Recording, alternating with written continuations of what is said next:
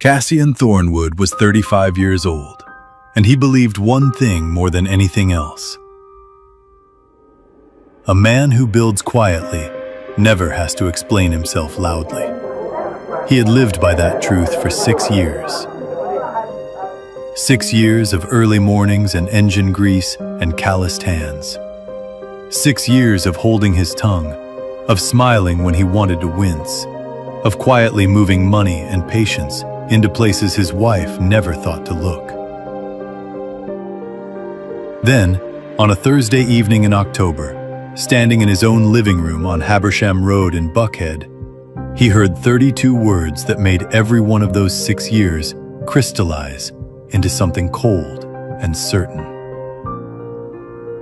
Cassian, you really are boring. Stay home. Don't embarrass me in front of the board.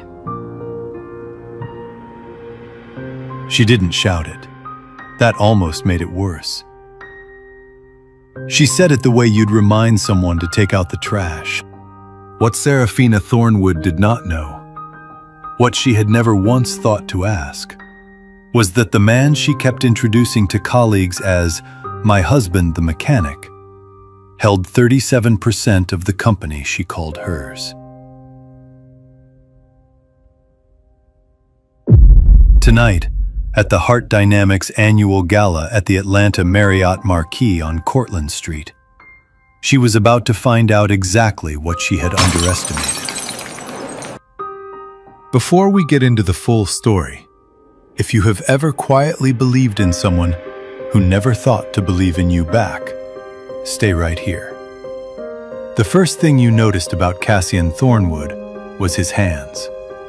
Not his height, though he had plenty of it. Broad-shouldered, built the way men get built after a decade of real physical work.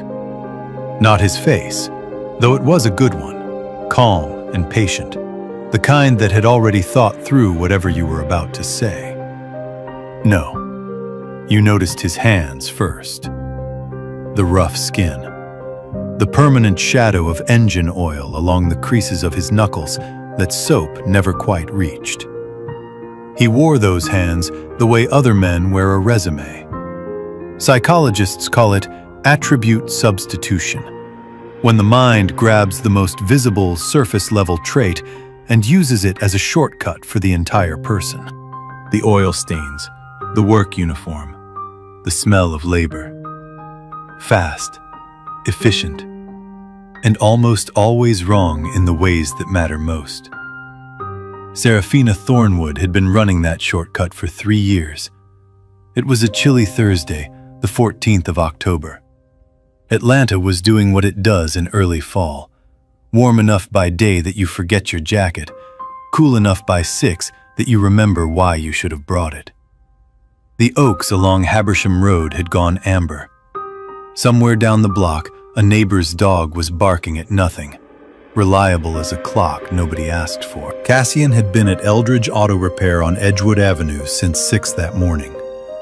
14 hours. A transmission rebuild, 2 oil changes, a broken serpentine belt on a 2019 F150, a full brake job on a fleet van. He was tired the way working men get tired, deep in the shoulders, behind the eyes. But it was a clean tired, an honest tired.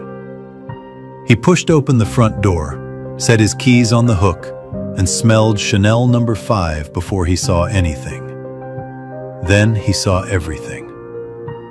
Serafina stood before the large gilt mirror, the one she'd selected herself from a boutique on Peachtree Road. Floor-length emerald gown, hair up, every inch of her polished and glittering under the chandelier. Beside her stood Julian Hargrove, 29, tall, charcoal suit, shoes that looked engineered rather than worn. One hand rested easy and familiar around Serafina's waist. Nobody moved. Then Serafina turned. Her eyes traveled over Cassian from head to steel-toed boots. Slow, deliberate, the way you look at something you've already decided isn't worth your time. Cassian. Her voice was even, almost bored. "You really are boring. Look at you, covered in grease, smelling like a gas station. Tonight I'm taking Julian to the Heart Dynamics Gala. Stay home. Don't embarrass me in front of the board." She adjusted an earring in the mirror without looking at him. "I don't need a husband. I need a statement piece. Julian is what I actually deserve." The door clicked shut. Cassian stood alone. The chandelier hummed. The dog down the block was still at it. Her perfume hung in the air like something that no longer belonged there. "My wife," he thought. 3 years. And that is what 3 years sound like when they end. He did not yell. He did not pace. He did not feel small. Because there is a kind of man who has built enough of himself from the inside that contempt simply finds nothing to grip.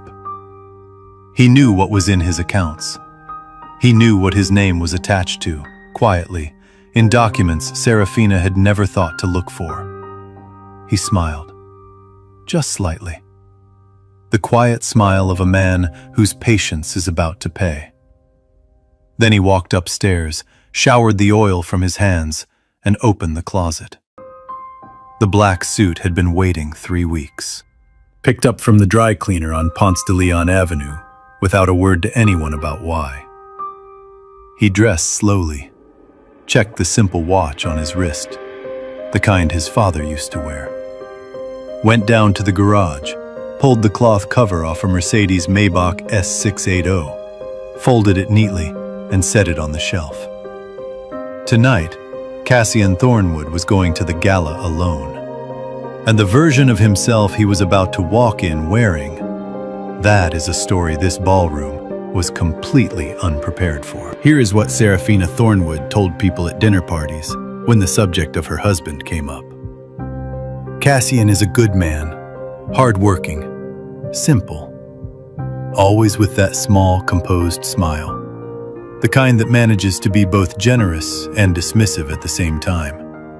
The kind that says, 'I have settled, and I am gracious about it.' Psychologists call it benevolent condescension. You don't tear someone down openly. You praise them carefully for qualities that keep them small in the story you've constructed. He's so dependable. Isn't it sweet how committed he is to that little shop?" The praise itself becomes the cage. She was not wrong about the hard-working part. She was spectacularly wrong about everything else. Cassian had been 22 when he first walked into the offices of a then-struggling tech firm called Heart Dynamics on Peachtree Center Avenue. Not as an investor. Not that day. As the son of Harold Thornwood, who had grown up alongside Reginald Hawthorne in Old Fourth Ward, back when that neighborhood had more church suppers than coffee shops. Harold had passed 3 years before Cassian's wedding. He left behind a modest house, a set of well-worn tools, and a quiet instruction to Reginald. "Take care of my boy. Let him be part of what we built." What Harold had built was a silent investment in Heart Dynamics. Anonymous, structured, converting over time from a personal loan into equity. Reginald honored that with the seriousness of a man who believes a promise outlasts the person who made it. Cassian added to it steadily. Year after year, he redirected capital from Eldridge Auto Repair, grown from a single-bay shop into a 6-location luxury chain, into additional shares. Quietly, without announcement. By the time Serafina was promoted to CEO, her husband owned 25% of her company. She had not the faintest idea. She believed, completely, genuinely, that she had built Heart Dynamics herself. And, to be fair, her skill was real. But the ground beneath her feet had been laid and kept firm by the man she called boring. This is what psychologists name the fundamental attribution error. We see a man who works with his hands, lives simply, smells like labor, and we assume that is the full story. We never stop to ask what he is doing beneath the surface, what we simply haven't looked for. Serafina had never looked. 2 days before the gala, Cassian came home earlier than usual. Overcast Thursday afternoon. He came in through the side door and heard her voice through the half-open office door. Low, precise, the tone she used for business. "Don't worry, Julian. The paperwork is already prepared. He has no idea. Splitting the marital assets will be straightforward. The house, the vehicles, whatever shares we can claim through the estate. After the filing, we'll have more than enough to start fresh." Cassian stood still in the hallway, not from shock exactly, more the cold, clarifying sensation of confirmation. When something you have been half sensing in the quiet finally arrives in plain language. My wife, he realized, had not been drifting. She had been planning. He understood something in that moment about Serafina that he had been reluctant to accept. Her fear of poverty, the fear that had driven her out of the West End, that had made her sharp and relentless and remarkable, had long since stopped being a source of strength. It had become a lens that distorted everything. Psychologists call it scarcity mindset, a cognitive orientation that makes gratitude feel like complacency and turns the people who love you quietly into fixtures rather than gifts. Serafina wasn't cruel by nature. She was frightened. And frightened people, over time, can do cruel things while believing they are simply being practical. He walked back out to the garage, sat at his small metal desk, the one with the coffee rings and the 2-year-old calendar, and thought for a long time. Not plotting, just becoming clear. Later that week, he found the journal in the desk drawer. He almost didn't read it, but one line was already visible on the open page. Cassian is a placeholder. Comfortable, but temporary. I can do better. Dated 14 months ago. He closed it, set it back exactly as he'd found it. Looked out at the old oak tree in the backyard he'd been meaning to trim all summer. That evening he drove to Miss Loretta Henderson's house on Anger Avenue. She'd called about a grinding sound in her front wheels and changed her brake pads in the driveway while she brought him sweet tea and talked about her granddaughter's new job in Charlotte. When she tried to pay him, he waved it off. On the way home, he left a sealed envelope of cash at the gas station on Memorial Drive. No return address. For the Reyes family in Mechanicsville. A college student, a sick mother, a gap that needed filling. He did these things the way he always did, without ceremony, without expectation, without needing them to mean anything beyond what they were. That night he looked at the black suit in the closet, thought about his father's hands, then picked up his phone and texted Reginald Hawthorne. "I'll be there Thursday. Save me a seat at the front." The reply came in 3 seconds. Already saved. Has been for a while. What Cassian had been quietly preparing, and what Serafina was about to walk directly into, is the kind of thing that changes not just a marriage, but a whole room's understanding of what it means to truly see someone. The Atlanta Marriott Marquis on Cortlandt Street is the kind of building that reminds you, the moment you step inside, exactly where you stand.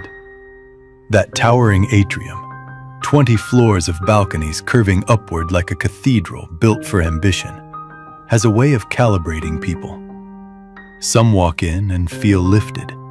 Others walk in and start calculating how they look against it. Serafina Thornwood had always been the second kind. She arrived at 7:45 with Julian at her side, emerald gown, hair up, moving through the lobby with the practiced authority of a woman who has walked into important rooms for years and expects to be noticed. Julian followed half a step behind, close enough to signal, far enough to leave questions open. She worked the room with precision. Warm handshakes, Measured laughs. The particular social performance of a person who has studied influence and applies it deliberately.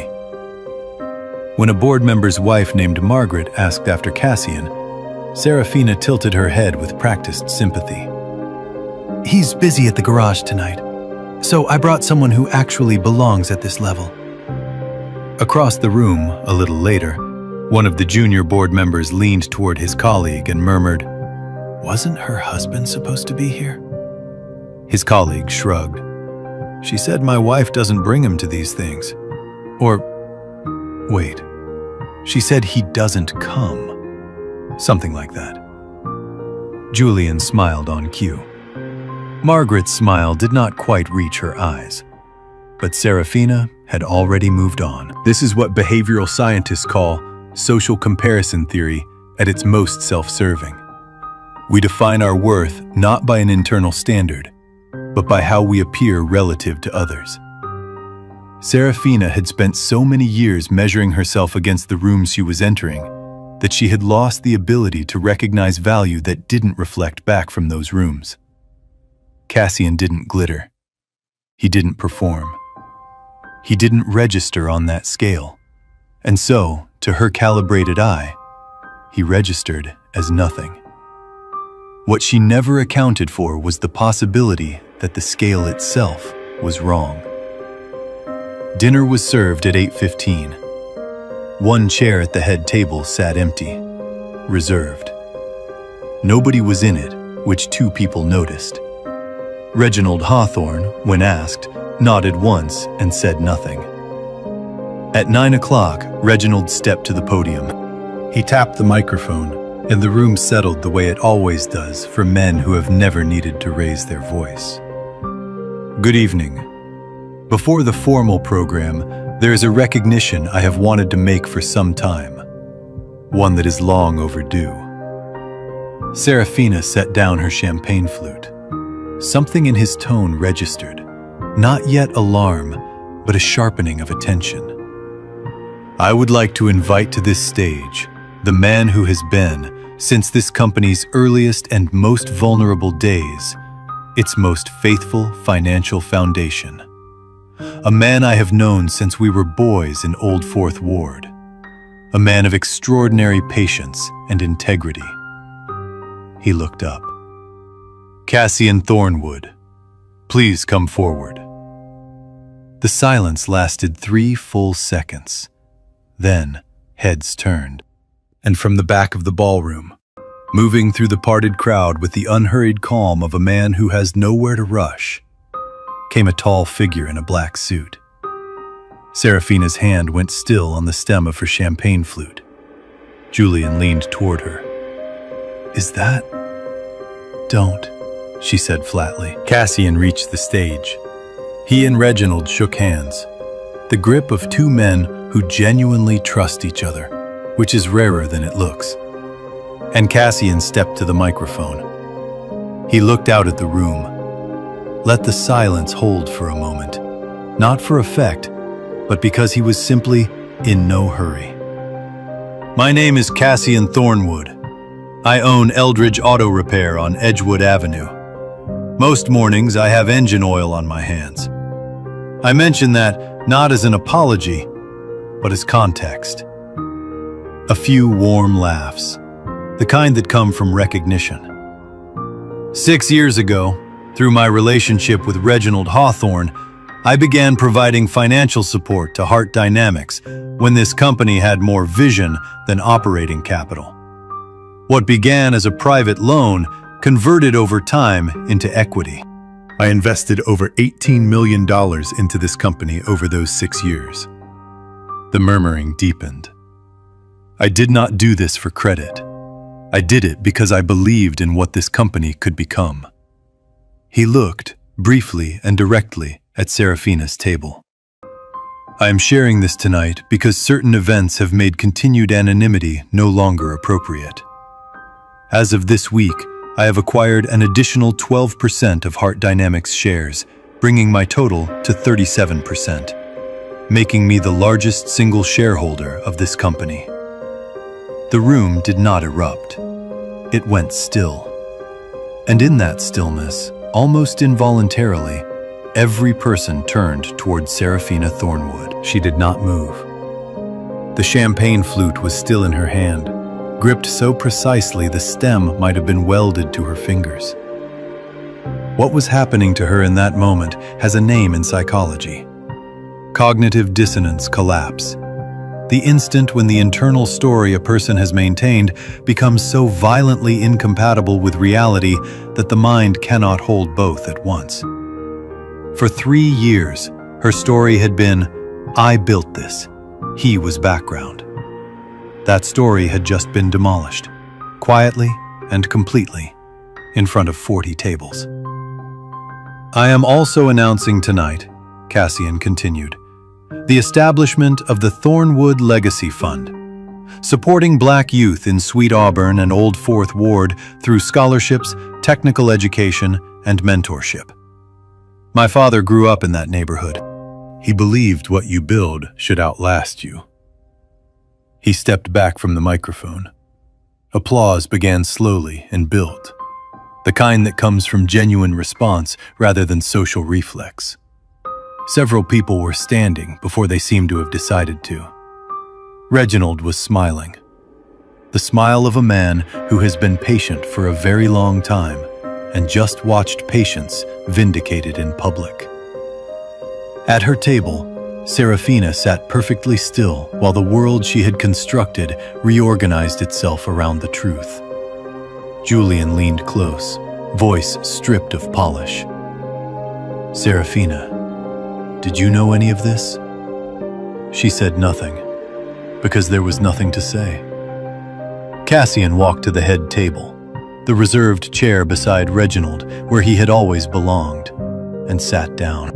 What he revealed next, about Julian, about the money, and about something he had quietly done for Serafina's own mother, is what brought several people in that room to tears. A particular kind of quiet had settled over the ballroom.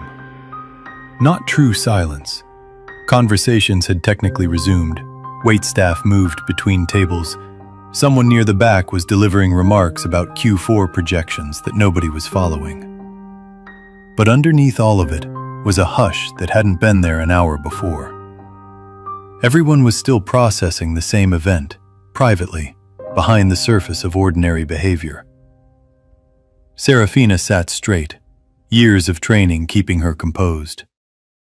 Julian had refilled his wine glass twice in 15 minutes, which was its own kind of signal. Across the room, Cassian sat at the head table, speaking in low, unhurried tones with Reginald. He was not looking at Serafina. Somehow that made things worse. Psychologists call it anticipated regret. Pain not from what has already happened, but from the sudden understanding of what you have already done and cannot undo. Serafina's plans, her paperwork, Julian's confident phone call, all of it still existed, now sitting inside a context that had completely changed shape around it. She was the CEO of a company in which her husband was the majority shareholder, and she had been planning to claim his assets in a divorce. She picked up her champagne flute, set it back down without drinking. At 9:45, Reginald returned to the podium. "I apologize for interrupting again, but there is a matter of corporate integrity the board has determined must be addressed publicly tonight." He nodded toward the AV station. The projection screen lit up. A financial document, detailed, tabular.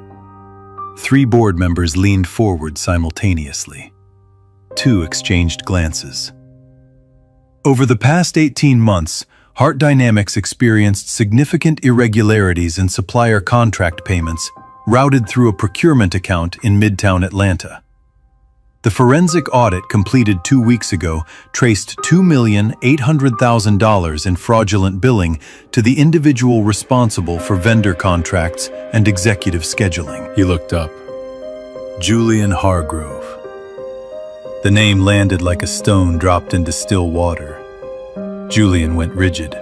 His face moved through several expressions: surprise, calculation, denial, before settling into a fixed look that was doing a great deal of work.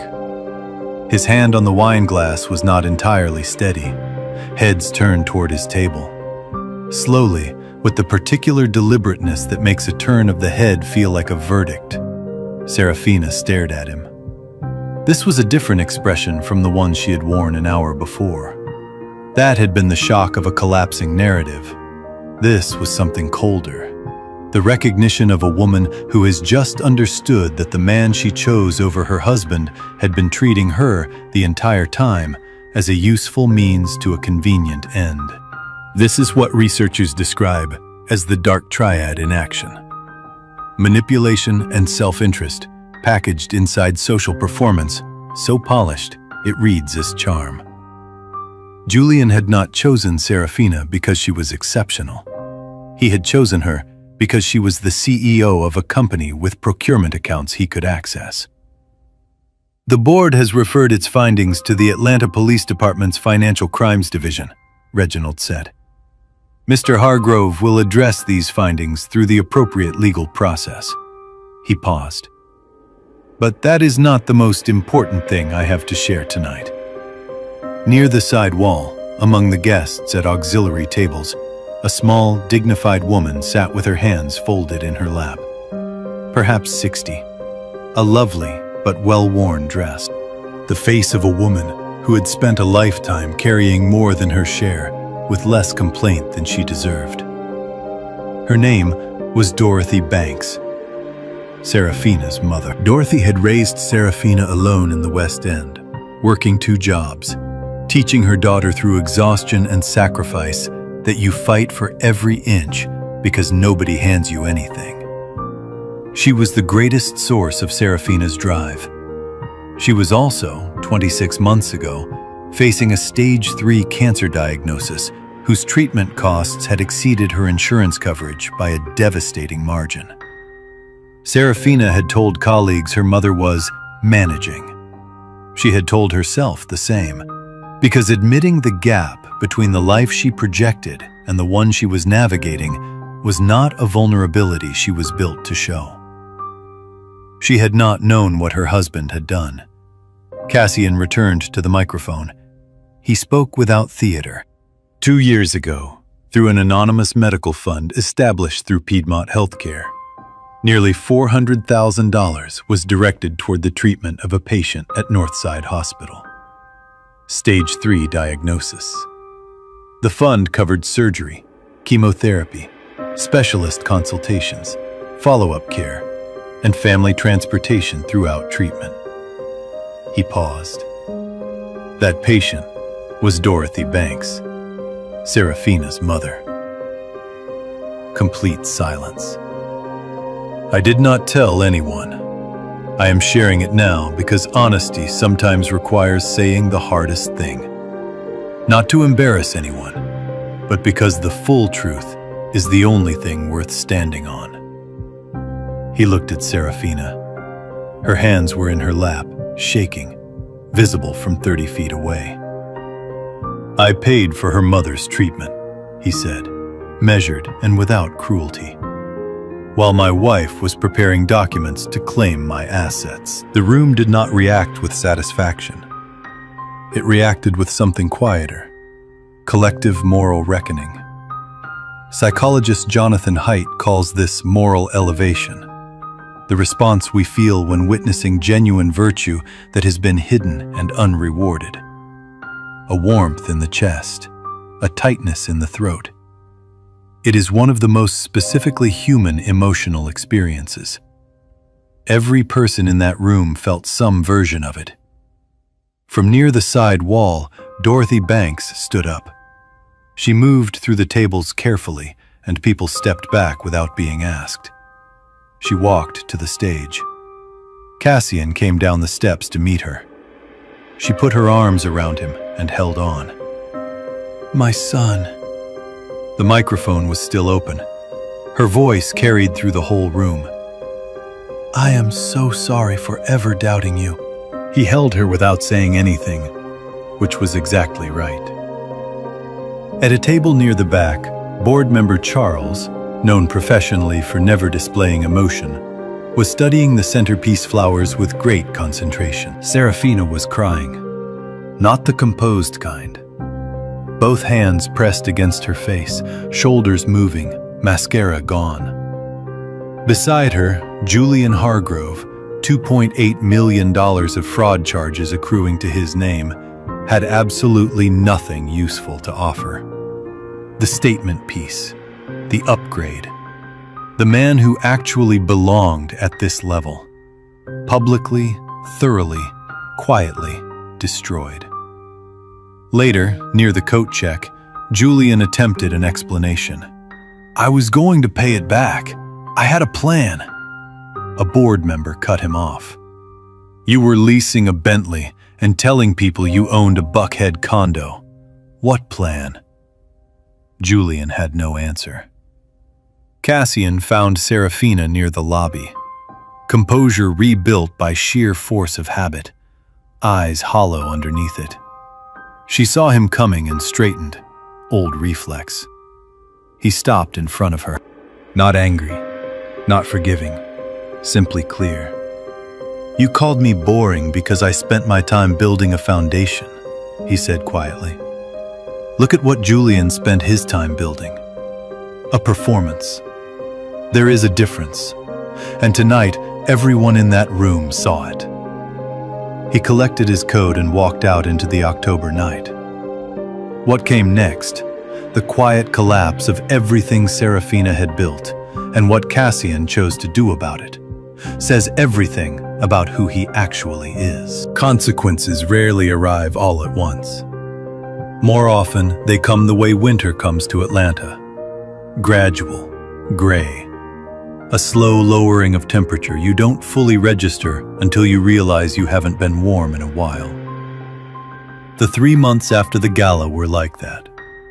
Julian Hargrove was terminated the morning after, by formal board letter delivered to the Buckhead condo he had introduced as his own for the better part of a year. His attorney advised cooperation with the financial crimes investigation, which Julian provided, in the nervous, over-explaining manner of a man who hopes transparency reduces a number that turned out to be much harder to reduce than he had expected. By early January, he was facing federal fraud charges and living in a one-bedroom apartment in Chamblee.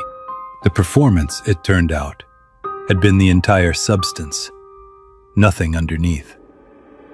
This is precisely what researchers mean by constructed identity versus earned identity.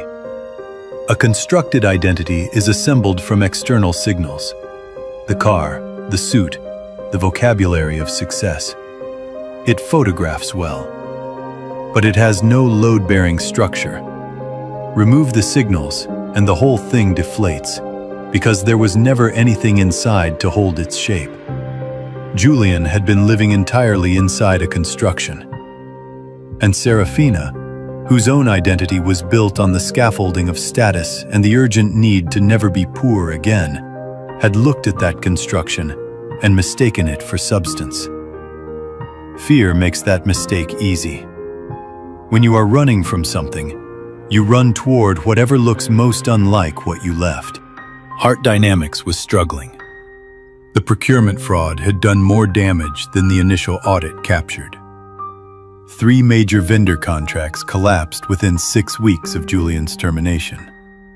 2 institutional investors pulled back.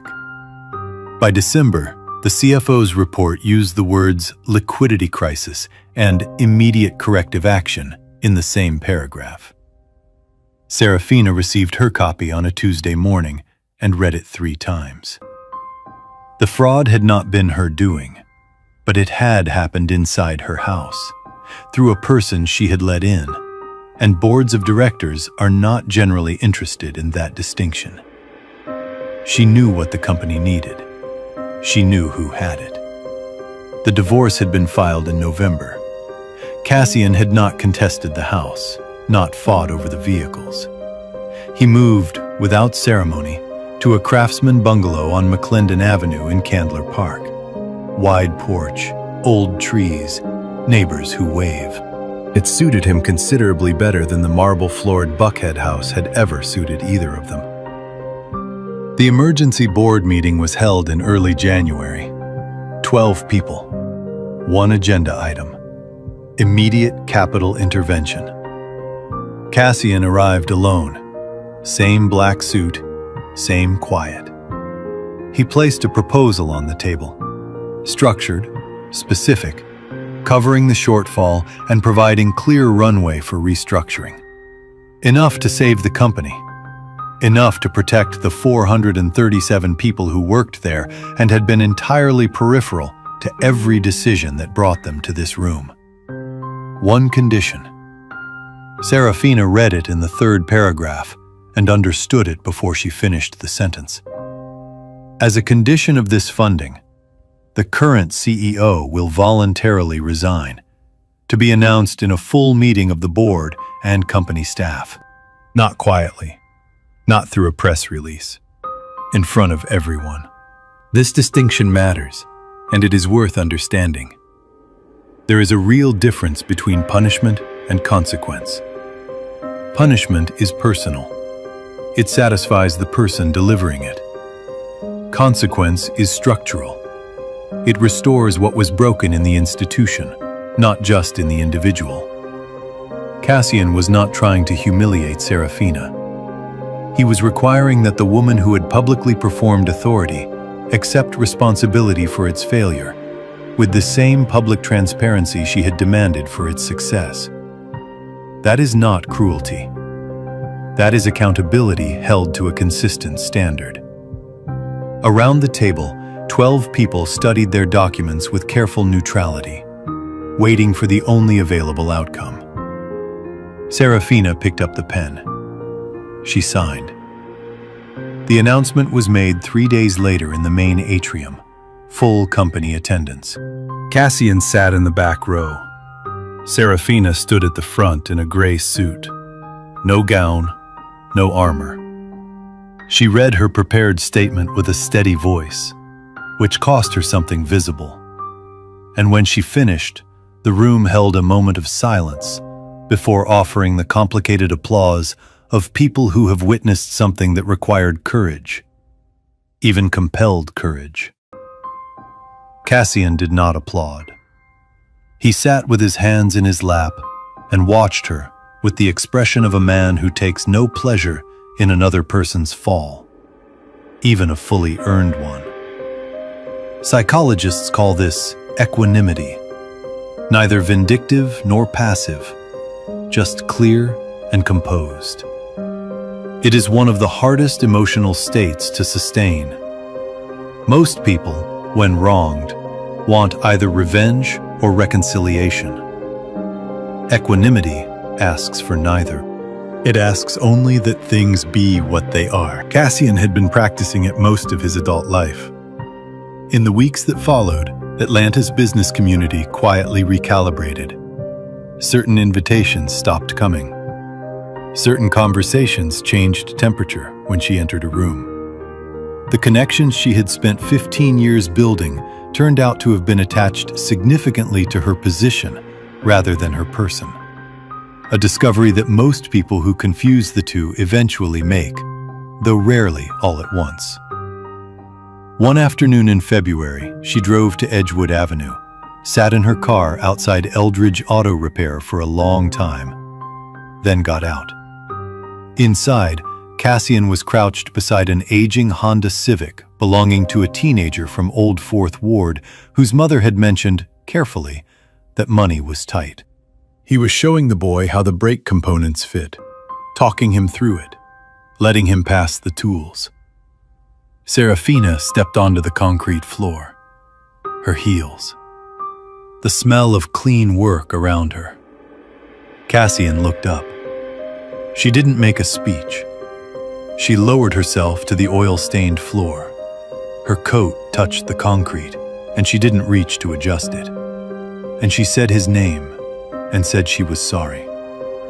And she meant it the way you can only mean something when every other version of the story has been exhausted. Cassian stood slowly, wiped his hands with the patient deliberateness of a man who does not rush. Looked at her for a long moment. The good coat on the concrete, the face with nothing left in it. "You once told me I was filthy and unworthy to walk into that room," he said. Quiet. No anger. "Look at where we're both standing right now." She had no answer. There wasn't one. He handed her the clean rag, not as forgiveness, just as a practical gesture from a man who is kind even when he has no obligation to be. Then he turned back to the boy and the brake caliper and continued the lesson. What Cassian built next, the life, the work, the peace, is the part worth carrying with you. 1 year later. October had come back around to Atlanta the way it always does. Unhurried, warm-edged, the oaks along Edgewood Avenue going amber at the tips. The kind of afternoon that makes the city look like a painting someone hasn't quite finished yet. Cassian Thornwood was standing in the open bay of Eldridge Auto Repair, same as always, engine oil on his hands and a calm in his eyes that had not been there 12 months ago. The calm not of a man who had won something, but of a man who had found something.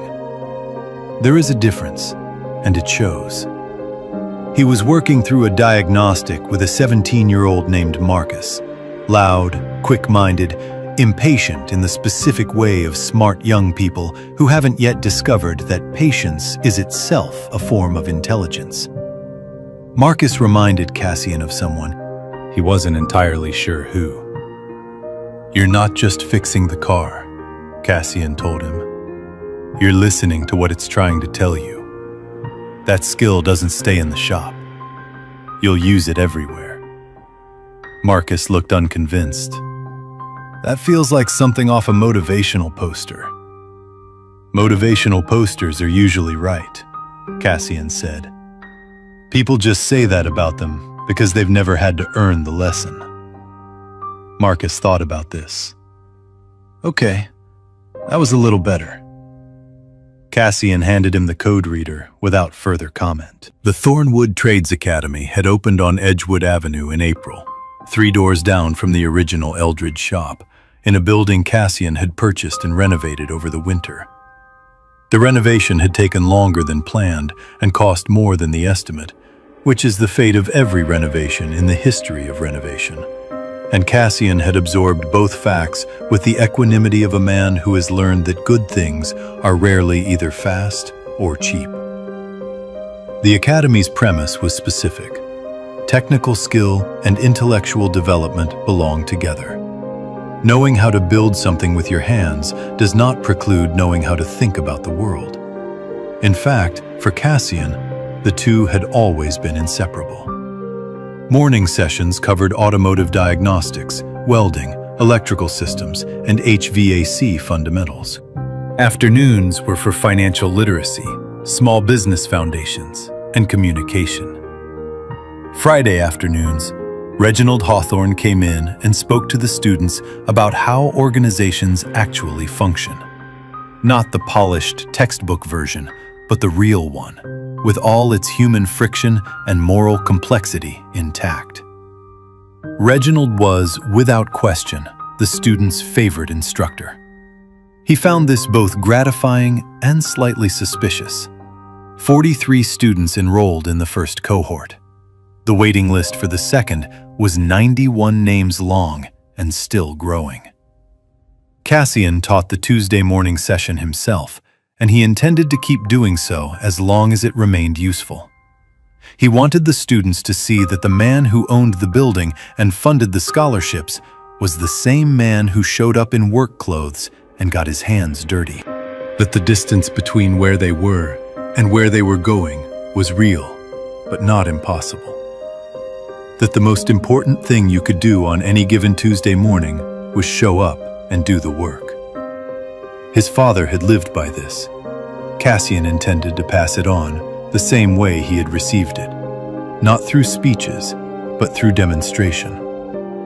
Psychologists who study post-traumatic growth, the genuine, documented phenomenon of people emerging from serious adversity with measurably greater resilience, clarity, and purpose than before, consistently identify several conditions that make it possible. A strong, pre-existing sense of self, a support network of people with genuine integrity, and, critically, a person's ability to find meaning in what happened to them, without minimizing or dramatizing it. Cassian had all three.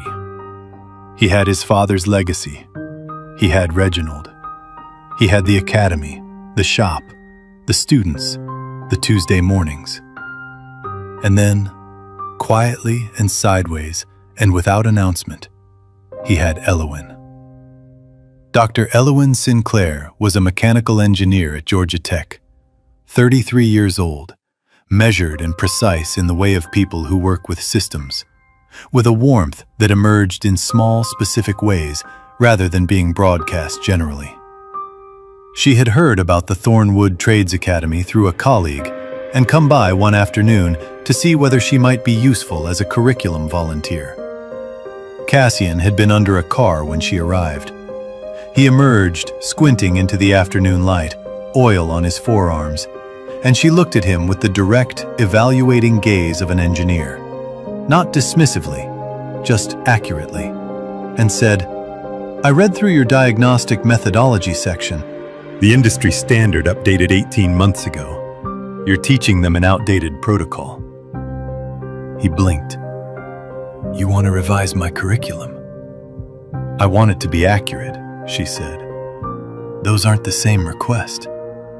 He had smiled, the real kind. "Come back Thursday."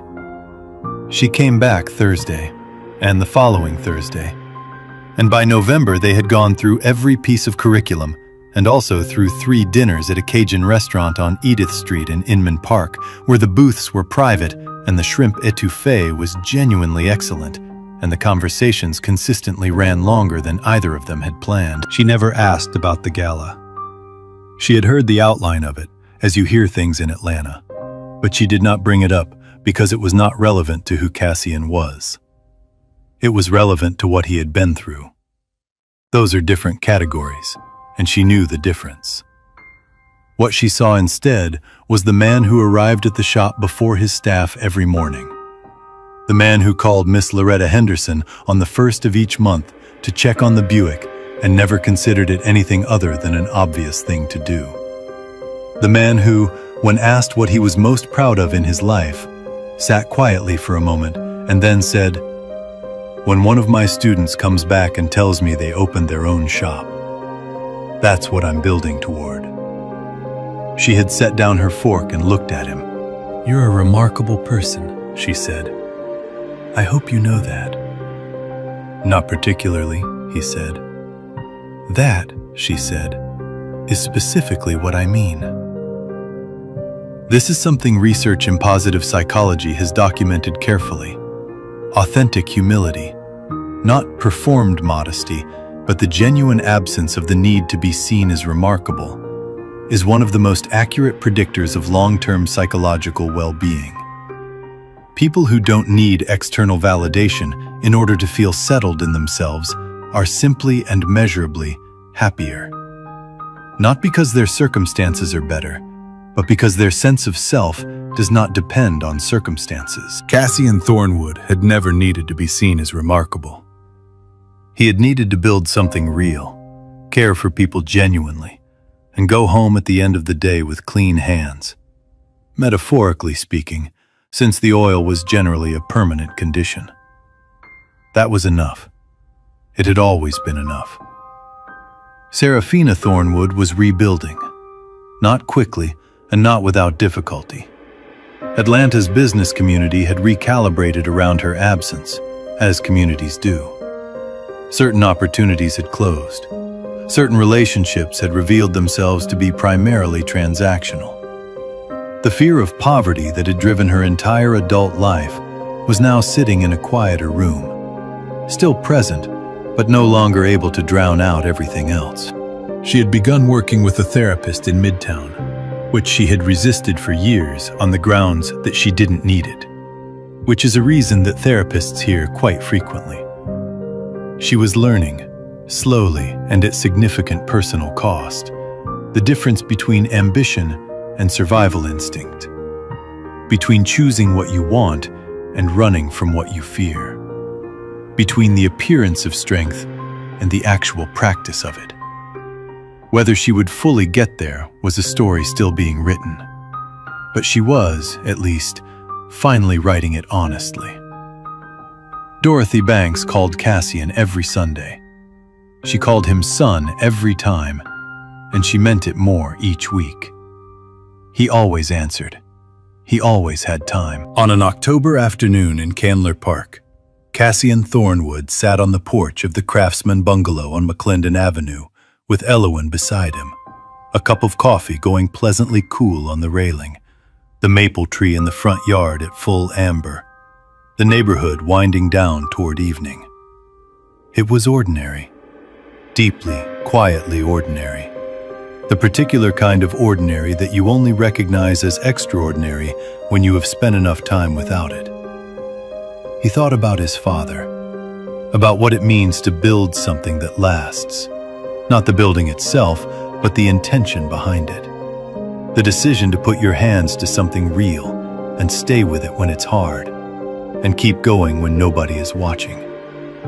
That decision, made quietly and consistently over years, is not dramatic.